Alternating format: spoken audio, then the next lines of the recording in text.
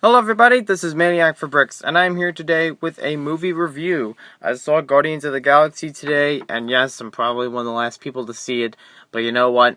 I got it in, and I saw it, and I'm gonna give a little thoughts video review thing. I can't really consider it an official review, because it's a movie, which I normally don't do, except for Lego-related movies.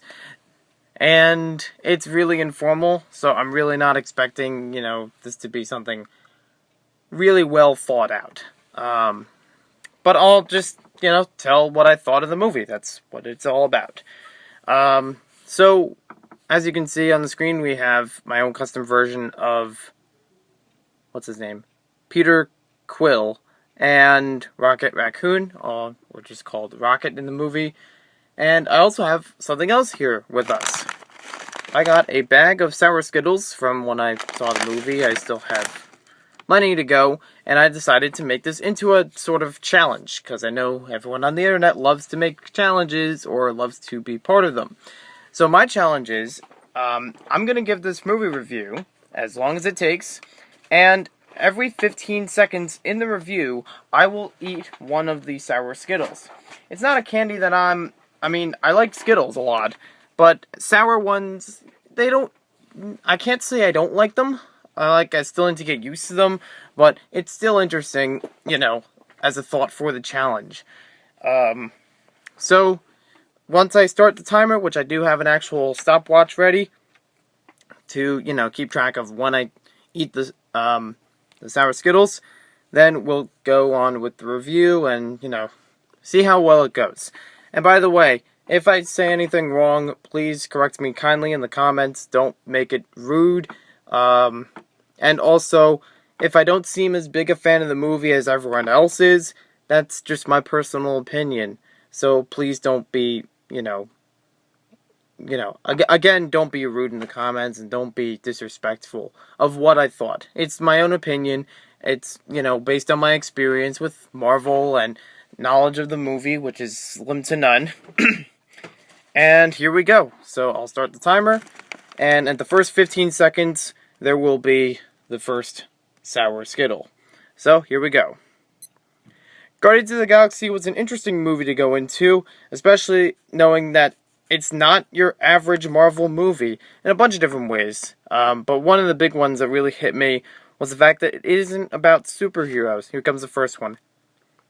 The first one, it's probably one of the first Marvel movies I've seen not about superheroes. It's just a sci-fi theme, kind of like other movies, like superheroes.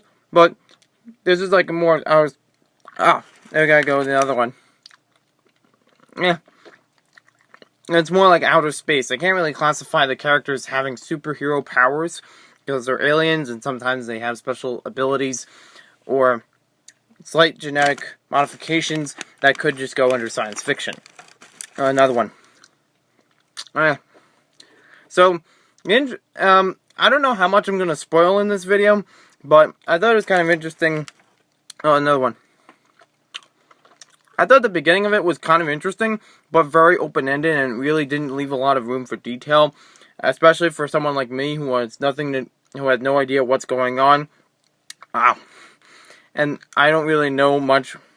Oh, another one. And I don't really know much before going to the movie what this is about. I've actually been told this is something that you'll pick up once you start watching it. Don't really have to get background story before seeing it. Another one. So, it just seemed weird to me that the background for Peter Quill wasn't really explained that well. Because it seemed like a daily thing anybody could have. Another one. Ow! Oh! It could happen to anyone as far as the beginning scenes. But, another one. Oh, just a second. Now another one. Ow! Ow. It could happen to anyone as far as the beginning scenes except for the abduction. But the time between that and the 26 years later time mark that they leave right after that, there's so much in between that doesn't seem to make sense. It doesn't really connect the two together. One just seems more like a flashback. The beginning part. It seems more like a flashback instead of, being anything that's like sequential. Another one. Ow! Oh! So, it's something important to know for later on in the movie, but between the two, there's not much to really get out of it. Another one. Oh, whoa. They're like the same intensity, but still. So many at one time. It was interesting to see that because it made sense later on, but in the beginning it was very confusing. I would have liked to know better about... Another one. Ah, whoa. I would have liked to know better about how Peter Quill got to be, like... I don't know if he's a bounty hunter or, like, what his occupation particularly is. He just seems like a guy that's roaming around the universe. Another one. And, I don't know exactly what his goals are, his ambitions are before he makes Guardians of the Galaxy a thing. I'm drooling now. God. Another one. Ow. And, it's like, I don't know. I don't know how to describe it, but some parts of the story seem missing to me. So, I would like to actually read up more about the background of the characters. Ow. Especially for, what do we call him? Peter Quill, for Rocket Raccoon, for Groot, how Rocket and Groot got to meet each other. Another one. Oh, well, and, it would just be nice to know, like, how it all kind of came together. Maybe even a little bit more background on, Anthrax, or whatever his name was. I don't remember his name. Another one. Just something like that. Also, the names were kind of confusing a little bit. Like, there were some characters, I don't remember the names, but I still remember what they looked like. Like the guy with the beard. No, not the beard. No one. Like the guy with the... It's like a goatee, and he's blue-skinned, and he, like, raised, Peter, but I don't know his name. It kept coming up a few times. No one. Ow. And I'm not really sure if I can, like, describe him that well. I don't know what his ambitions were at the end. It seemed like a little bit of a betrayal. Another one. It seemed like a bit of betrayal at the end. Like, this flip-flopping back and forth of, like, whether they're working together or not working together throughout the movie seemed a little bit odd. And I know that everyone had their own, like, goals, and most of it was being, able to obtain money. But, it was a little bit confusing in some parts when it came to understanding, like, how did, another one. Keep forgetting. It got a little bit confusing as far as understanding, like, small parts in the story, but the main plot, pretty straightforward, well explained. Even like the silver orb thing, I understood, what overall that was supposed to represent, why it's so valuable, and things like that. That was good. I think that I understand that now, and why, the whole movie, excuse me, revolved around that. Oh, well. So small. It's like Chubby Bunny, but with Skittles.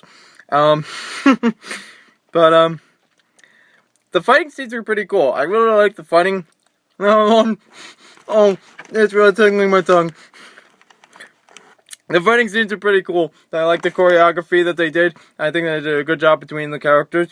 Getting to understand their, their abilities in fighting. And just, like, entertaining overall. Sorry everyone, I almost ran out of battery. Now we'll go back with the stopwatch.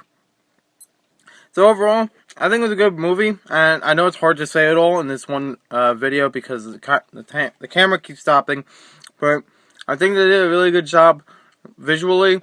Comedy was pretty good. I like Chris Pratt's part. Even Rocket Raccoon had some funny lines. And overall, just a good experience. Not a bad movie.